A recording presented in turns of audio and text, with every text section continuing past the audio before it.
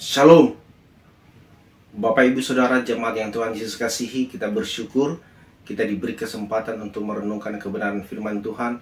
Namun sebelumnya mari kita berdoa. Bapa di sorga, kami bersyukur untuk kesempatan yang luar biasa yang Tuhan anugerahkan untuk kami merenungkan akan kebenaran firman-Mu. Olehnya kami memohon Tuhan, berfirmanlah dan anugerahkanlah roh-Mu atas kami, agar kami mampu memahami dan mengerti, melakukan firman-Mu di dalam kehidupan kami. Terpujilah Engkau Tuhan, berfirmanlah, kami siap mendengarnya. Amin. Matius 25 ayat 24 dan 25 demikian. Kini datanglah juga hamba yang menerima 1 talenta itu dan berkata, Tuhan, aku tahu bahwa Tuhan adalah manusia yang kejam, yang menuai di tempat di mana Tuhan tidak menabur, dan yang memungut dari tempat di mana Tuhan tidak menanam. Karena itu aku takut dan pergi menyembunyikan talenta Tuhan itu di dalam tanah.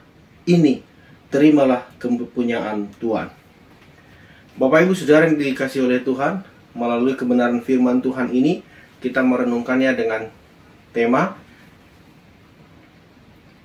memberi untuk Tuhan. Saudara-saudara, terkadang kita dalam kehidupan ini acap kali pelit di dalam memberi kepada orang lain, kepada sesama.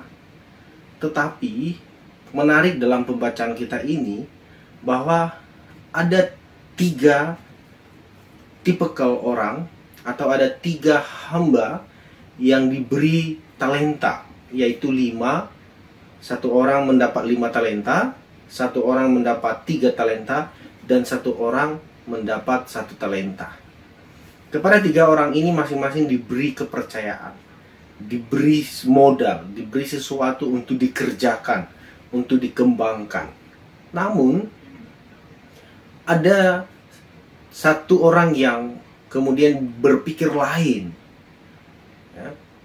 Dia belum melakukan apapun, tetapi sudah berpikir yang aneh-aneh. Yang 1 menerima 5 talenta itu dikerjakan. Yang 3 demikian juga dia kerjakan. Tetapi yang 1 ini, 1 orang ini yang mendapat 1 talenta, dia berpikir di luar dugaan. Bagaimana dia berpikir menilai tuannya, bahwa tuannya adalah seorang yang kejam, ya, sehingga dia takut untuk berbuat kenapa-kenapa atas talenta, atas kepercayaan yang diberikan oleh Tuhan. Lalu kemudian talenta itu dia kubur, alias dia tidak melakukan apapun. Karena dia berpikir anehnya, jangan nanti saya yang capek kerja, saya yang melakukan banyak hal, tetapi Tuhan hanya tinggal duduk manis dan menerima hasilnya. Pemikiran-pemikiran yang demikian terkadang menghantui kita, saudara-saudara. Tetapi janganlah kiranya itu yang tumbuh di dalam diri kita. Mari kita buang dalam diri kita hal-hal yang demikian. Karena sesungguhnya Tuhan menyediakan berkat bagi setiap kita. Ketika dipercayakan sesuatu, jangan pernah berpikir yang lain selain bagaimana menunjukkan kualitas diri kita. Bahwa kita mampu melakukan yang terbaik, bahwa kita mampu memberi yang terbaik. Maka mari, jangan berpikir yang bukan-bukan. Tetapi sekali lagi, ketika kita diberi kepercayaan untuk melakukan sesuatu, maka baiklah itu kita lakukan dengan maksimal. Bahwa kita adalah pribadi yang berkualitas, yang mampu melakukan banyak hal, yang dapat menorehkan karya-karya terbaik, terlebih di dalam iman kepada Tuhan.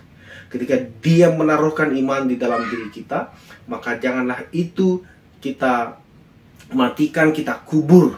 Tetapi mari, supaya iman yang Tuhan taruhkan di dalam diri kita, kita tumbuh kembangkan hingga dia berbuah, dan buah itu dapat dirasakan, dinikmati oleh banyak orang, dan kita pun sungguh menjadi pribadi yang diberkati untuk menjadi berkat bagi saudara kita.